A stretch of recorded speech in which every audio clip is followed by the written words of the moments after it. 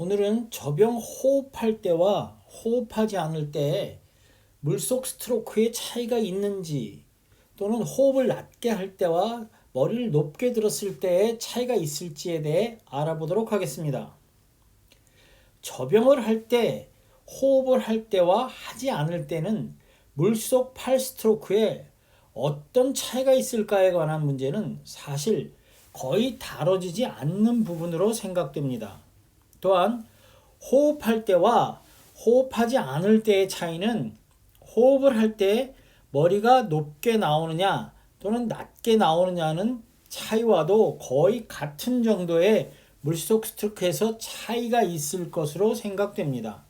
왜냐하면 결국 그것은 의도한 차이라기보다는 몸의 자세 변화로 인해 나타날 수밖에 없는 동작의 차이로 보이기 때문입니다. 선수들은 항상 같은 동작으로 수영을 하고 물속에서 스트로크를 하고 있다고 생각하지만 실제로는 몸의 자세에 따라서 몸의 무게중심과 부력의 중심이 바뀌게 되고 그로 인해 팔과 손으로 다른 곳으로 향하는 무게를 받쳐야 하기 때문에 동작이 달라질 수밖에 없습니다.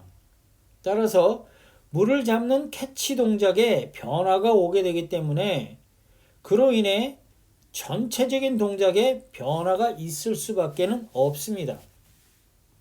실제 이키에 리카코 선수의 아래 모습은 호흡할 때 캐치에 들어가는 모습이고 위의 모습은 호흡하지 않을 때 머리가 숙여져 있는 상황에서의 캐치 동작으로 들어가는 모습입니다.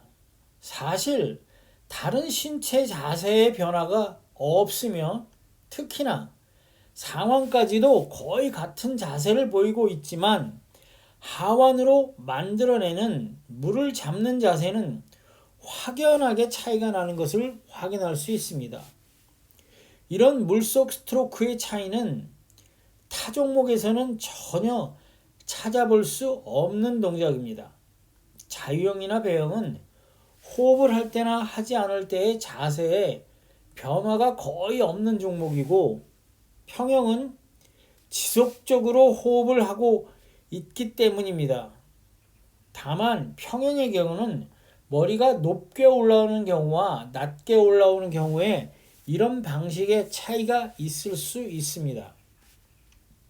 또한 자유형의 경우도 호흡하면서 머리를 위로 드는 철인 3종의 경우에는 이런 방식으로 팔이 돌아가는 경우가 상당 부분 있을 것으로 생각하고 있습니다.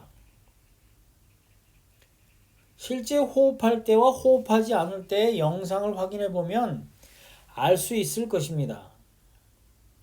영상을 보면서 상당히 흥미로운 점은 입수하는 시점에 리카코 선수의 머리 자세를 보면 다음 스트로크에서 호흡하지 않을 때는 머리가 몸과 일직선을 이루면서 시선이 아래를 향하고 있지만 호흡을 할 때는 시선이 앞으로 향하면서 머리가 위를 향한 자세를 보이고 있다는 것입니다.